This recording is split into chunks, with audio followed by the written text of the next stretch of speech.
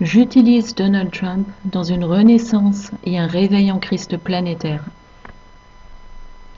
Le Seigneur a envoyé son prophète pasteur Mike Thompson à Las Vegas, dans l'État du Nevada aux USA. Une ville de débauche et de péché fort réputée à travers le monde entier. Étonnant, direz-vous. Il est nécessaire au contraire que le Seigneur envoie des messagers au cœur des Sodomes et Gomorrhes de ce monde, pour prêcher les âmes en voie de perdition. Au cours des 40 années de son ministère, Mike a été enlevé de très nombreuses fois dans l'esprit pour recevoir sa formation spécifique à l'appel que le Seigneur lui réservait et qui commençait par amener la guérison dans les cœurs, délivrer les gens de liens religieux et les encourager dans une relation intime avec Yahushua. Finalement, en 2010, le Seigneur demande explicitement à Mike d'instruire ses enfants sur l'autorité du troisième ciel, non seulement pour qu'ils deviennent vainqueurs contre les forces du mal dans leur propre vie, mais aussi pour qu'ils prennent part activement et efficacement au grand combat qui se joue dans le monde spirituel et dont l'enjeu est la restauration et le réveil en Dieu de la nation américaine. Ainsi, Mike a reçu l'appel et l'onction pour éduquer le peuple de Dieu, son Église, à mener le combat spirituel selon une approche céleste et en synergie d'action avec les armées des cieux formées d'anges guerriers. En avril 2016, soit 7 mois avant les élections présidentielles américaines, le Seigneur révèle à Mike lors d'une vision dans l'esprit que sa main est sur le candidat à la présidence, Donald Trump. À l'origine, Mike était réticent à partager cette prophétie publiquement, car il a toujours mis un point d'honneur à ne pas traiter de politique dans son ministère. Il a résisté au Seigneur sur ce sujet, jusqu'à ce que le Seigneur lui dise que c'est une question de renouveau et de réveil, pas de politique humaine, et que des âmes étaient dans la balance. Depuis l'élection de Donald Trump, et compte tenu de toutes les critiques et attaques que reçoit sans cesse ce dernier au travers des médias, Mike demande régulièrement au Seigneur s'il a toujours sa main sur Donald Trump. Et à chaque fois, le Seigneur lui réaffirme que oui, ce qui évidemment ne fait pas de ce dernier un homme parfait, là n'est pas la question. Mike explique que la main du Seigneur était sur Donald Trump pour que la présidence des États-Unis lui revienne. Tant que la main du Seigneur est sur lui, il ne sera pas destitué ni empêché de gouverner, mais il va accomplir ce pourquoi la main du Seigneur est sur lui. Mike affirme que président Trump a fait plus pour la chrétienté, le regain d'intérêt pour la parole de Dieu et pour l'Église de Christ en Amérique que n'importe lequel de ses prédécesseurs depuis les pères fondateurs de cette nation qui fut bénie. Bien d'autres prophètes qui prophétisent sur les États-Unis et le monde en affirment autant, et il a été révélé au travers de multiples messagers que Donald Trump est le Cyrus de notre époque entre les mains du Seigneur pour accomplir ses plans des derniers jours.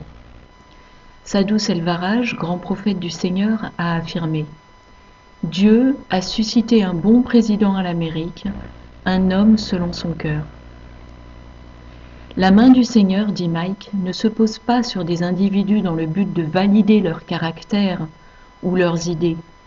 Sa main est sur eux pour accomplir certaines fonctions bien définies par le Seigneur. Et cette fonction est de changer l'état des choses pour le bénéfice du peuple de Dieu. Tout au long de l'histoire, vous pouvez voir dans la Bible comment Dieu traite avec les leaders et les nations afin de bénir ses enfants et pour leur permettre d'aller dans un lieu où l'accomplissement de l'alliance se réalise. Et c'est ce qui se produit maintenant. J'attire ici votre attention sur un point crucial. Ce combat qui commence d'abord dans le monde spirituel se manifeste dans notre monde physique et matériel au travers de vecteurs, d'outils. Ainsi, dans le monde naturel, les leaders choisis par le Seigneur sont des outils utilisés pour permettre l'accomplissement des plans divins. Étant arrivés à l'aube des grandes tribulations, nous savons bien en cette heure avancée, grâce aux nombreuses révélations faites par le Seigneur au travers de multiples messagers, quels individus revêtent les rôles respectifs de l'Antéchrist et du faux prophète mentionné dans les prophéties bibliques, Obama et le pape François. C'est en effet nécessaire, non seulement pour ne pas se laisser tromper par l'ennemi, mais également pour savoir qui est de l'ennemi. Car comment combattre une guerre si l'on ignore qui appartient à l'ennemi? Nous savons donc que tous ceux qui travaillent avec Obama et le pape François servent le nouvel ordre mondial de Satan. Mais il est tout aussi important de savoir qui n'est pas de l'ennemi, qui le Seigneur oppose face à ces serviteurs de Satan. Or le Seigneur l'a révélé en son heure à nombre de ses messagers et prophètes, des mois et même des années pour certains messagers, avant les élections présidentielles américaines de novembre 2016. Il a révélé qu'il avait choisi le candidat Donald Trump pour accomplir ses plans et qu'il lui ferait remporter les élections envers et contre toute probabilité du fait de l'endoctrinement des masses, des tricheries et des complots des élites sataniques. Et ce qui fut prophétisé fut accompli par la main toute puissante de Dieu. Le Seigneur révéla que Donald Trump était son atout et son Cyrus des temps de la fin, un outil entre ses mains pour accomplir ses plans divins. De là, nous comprenons l'importance cruciale de soutenir et prier pour le oint du Seigneur dans ce grand échiquier mondial de fin des temps.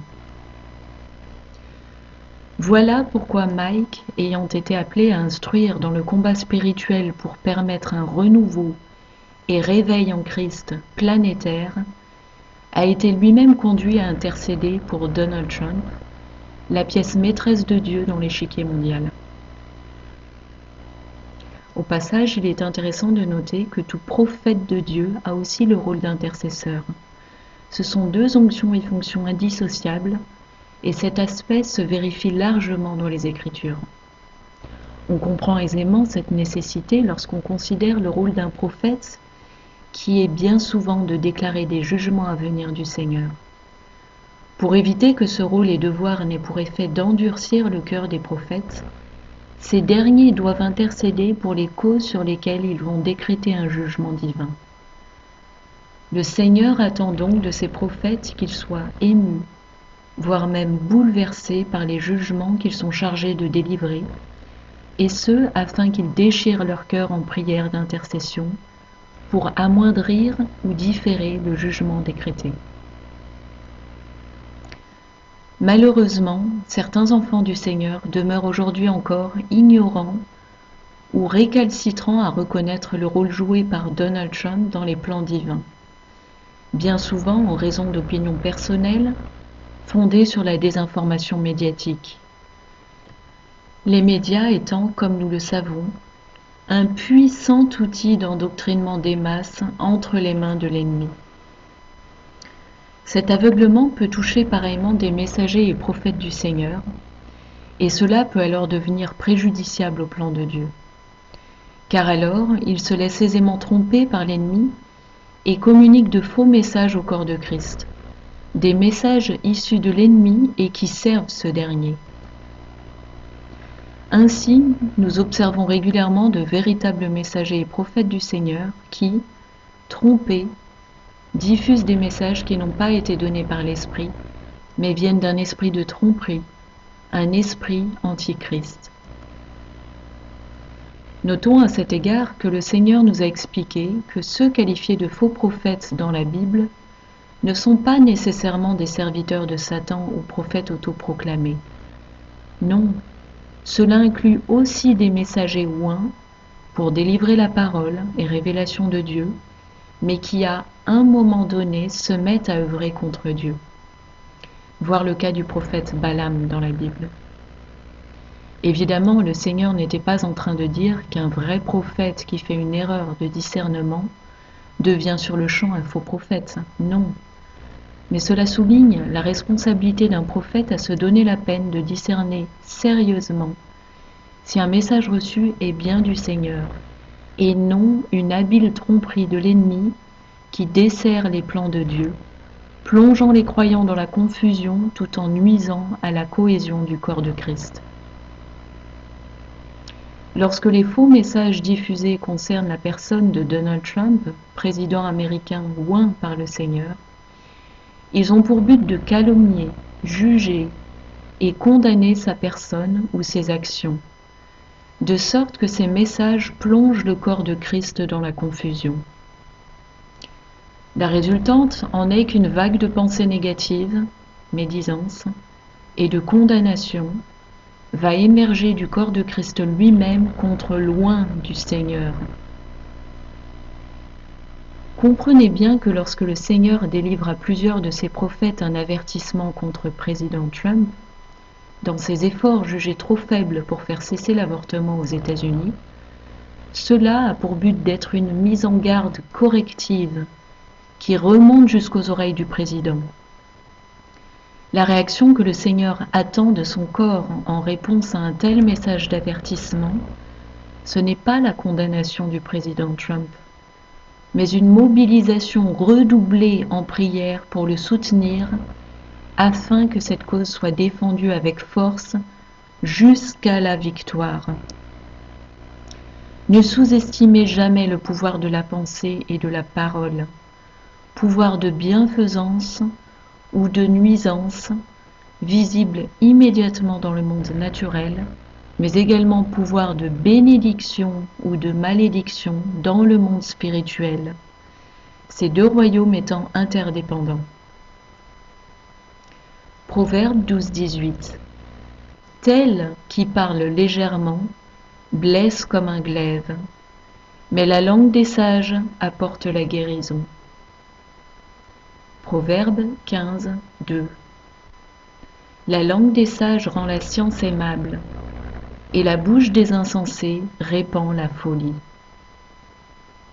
Proverbe 18-21. La mort et la vie sont au pouvoir de la langue. Quiconque l'aime en mangera les fruits. Jacques 3-6. Version français courant. Eh bien, la langue aussi est un feu. C'est un monde de mal installé dans notre corps. Elle infecte notre être entier. Elle enflamme tout le corps de notre existence d'un feu provenant de l'enfer même.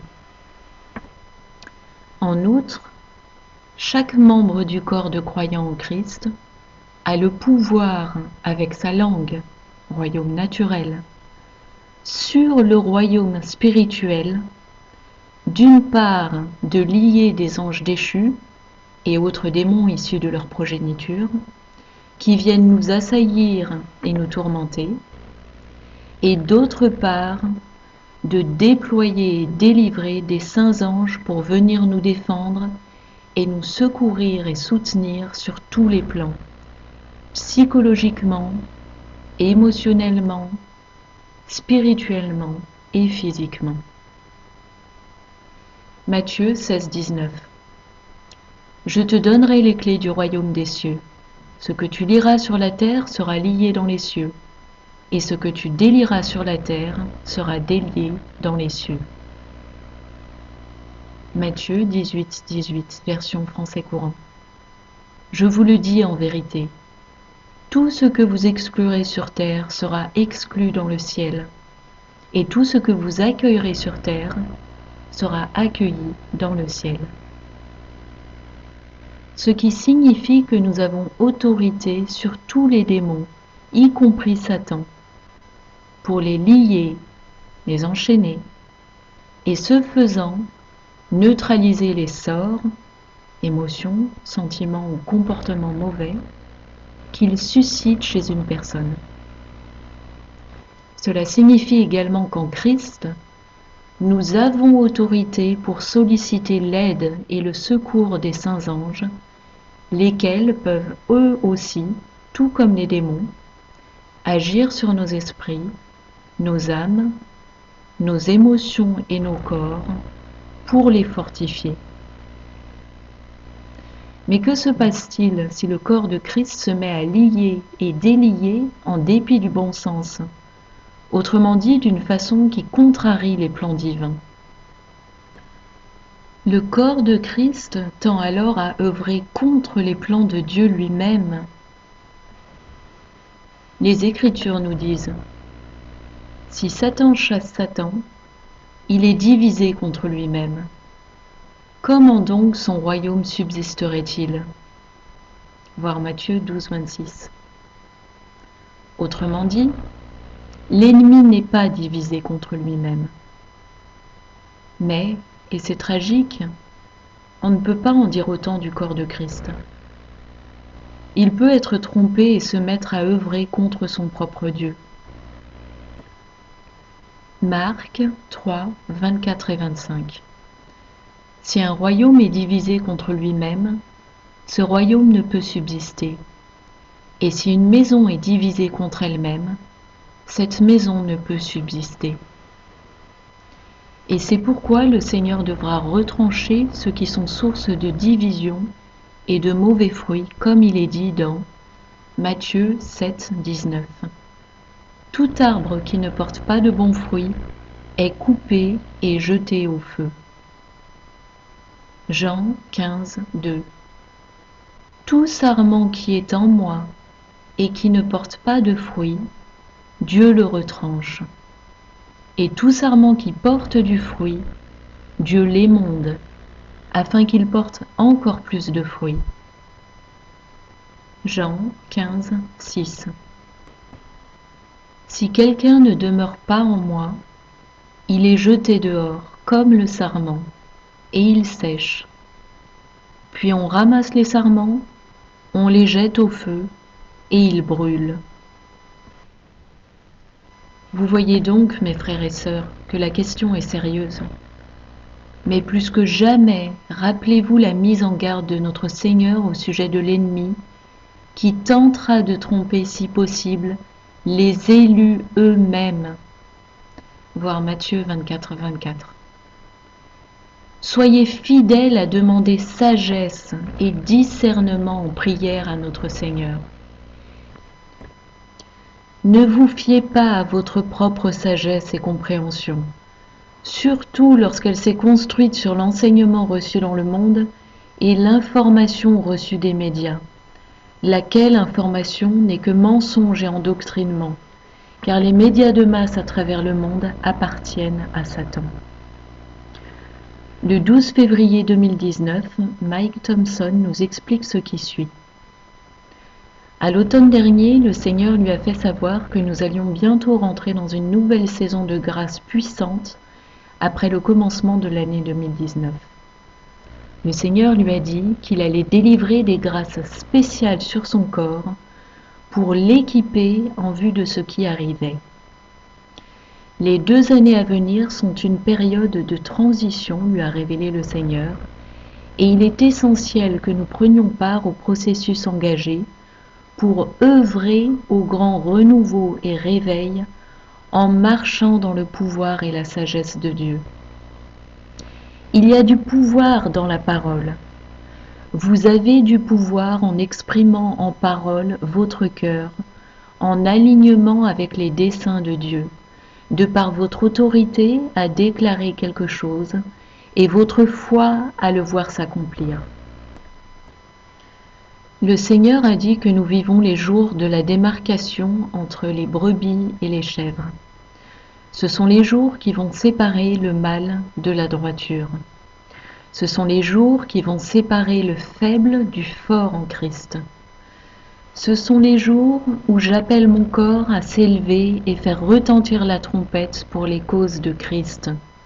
C'est maintenant la saison pour que mon peuple comprenne le pouvoir de sa bouche et apprenne à prophétiser pour déclarer le futur à l'avance, pour qu'il commence à se manifester dès maintenant, lui a dit le Seigneur. Nous créons notre futur au moyen de la volonté de Dieu, de la parole de Dieu, de l'Esprit de Dieu, et en le proclamant avec force et conviction. Nous devons nous emparer de cette onction délivrée en ce moment par le Seigneur sur son corps, en nous exerçant à proclamer les paroles de renouveau, de réveil, de victoire que l'Esprit place sur notre cœur. Nous devons exercer notre autorité avec audace, en alignement avec la parole du Seigneur et en alignement et conformité avec les desseins pour lesquels Dieu a placé sa main sur Donald Trump. Nous sommes maintenant entrés dans une saison de déclaration ouverte. Déclarez et ce sera établi. Confrontez l'ennemi avec audace et il sera stoppé. Déclarez cette capacité créative que le Seigneur a placée en vous pour accomplir sa volonté et ses desseins sur cette terre. Saisissez-vous de votre autorité du troisième ciel. Amen.